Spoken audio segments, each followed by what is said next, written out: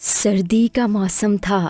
ठंडी तेज हवाएं चल रही थीं। ऐसा लग रहा था थोड़ी ही देर में तेज बारिश होने लगेगी। छोटे छोटे जानवर फुदकते हुए इधर उधर घूम रहे थे और खेलने कूदने में मसरूफ थे, और तमाम बड़े बड़े जानवर बच्चों को बारिश से बचाने के लिए अपने अपने ठिकाने को जाने को बोल रहे थे।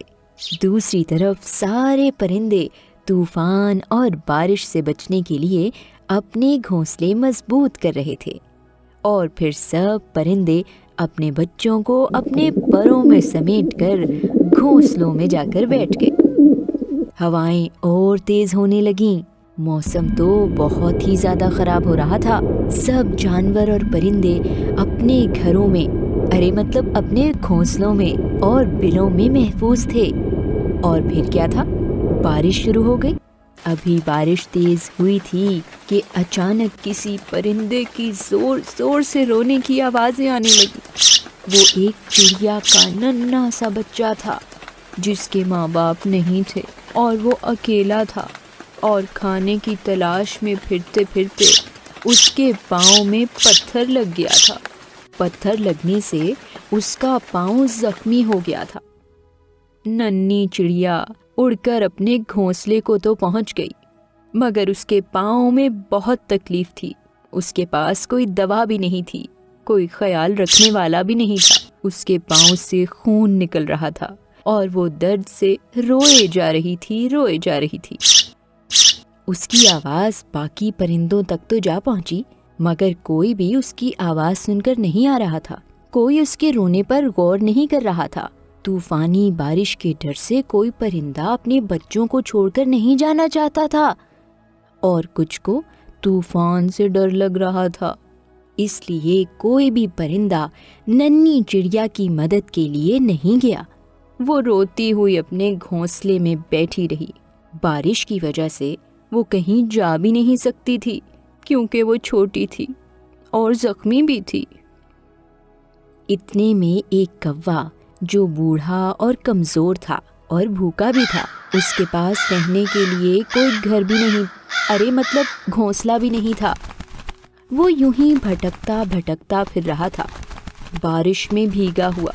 उसने कुछ परिंदों से कहा उसे अपने साथ रहने के लिए जगह दे दें। कोई भी जगह देने के लिए तैयार नहीं था। किसी ने उसकी मदद नहीं की। अब उदास और मायूस होकर कौवा वहाँ से वापस जाने लगा कि अचानक उसने किसी के रोने की आवाज़ सुनी। जब वो मुड़कर गया तो देखा कि वो एक चिड़िया है जो दर्द से रोए जा रही थी। कौवा बहुत नर्म दिल था। वो अपनी भूख भूल गया। बूढ़ा और कमज़ोर होने के बावजूद वो मुश्किलों से उड़ता हुआ गया, और बारिश के सख्त मौसम में उड़ता हुआ जाकर कुछ मरहम ले आया।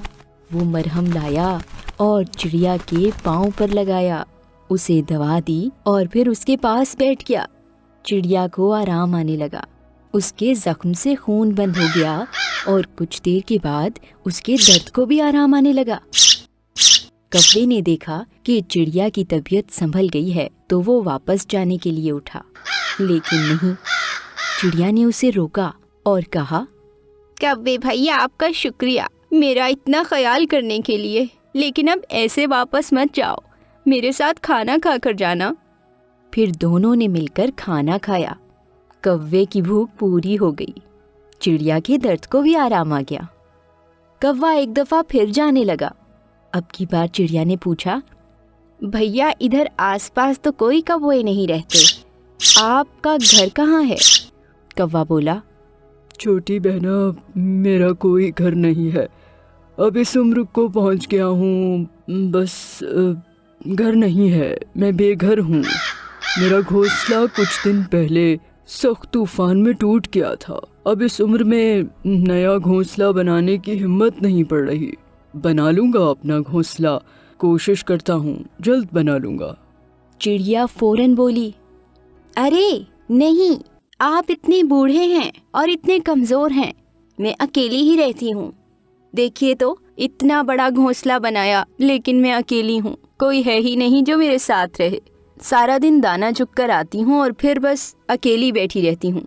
मुझे किसी साथी की जरूरत है। अच्छा हो अगर आप मेरे साथ रह जाएं, हमेशा हमेशा के लिए। कौवे ने मना करना चाहा, लेकिन चिड़िया राजी नहीं थी। वो हर सूरत पर कौवे को अपने साथ रखना चाहती थी और फिर उसने कौवे को मना लिया। ऐसे कौवा और चिड़िया एक साथ रहने लगे।